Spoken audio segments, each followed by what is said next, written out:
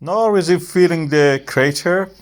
The oscillating tremors that we have on the seismogram shows that the opening of the rift valley is continuing, and the rift blocks, including the VIP hill, Theater Hill, are falling down every now and then. They relieve the pressure, gas forms, tremors are created, then magma rises, and every 5 minutes now we see it.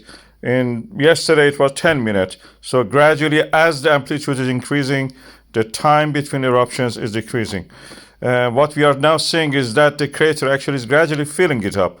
And we have a view from the top to see actually how it is. From this direction, which is toward the east, we don't see that. But from the west side, you can see it. Now look, there is even some splash of the lava over the crater rim. So we can see it. Beautiful shot, by the way. And this side is gradually filling up. I have not seen any known eruption recently in just past few hours. So we have to see.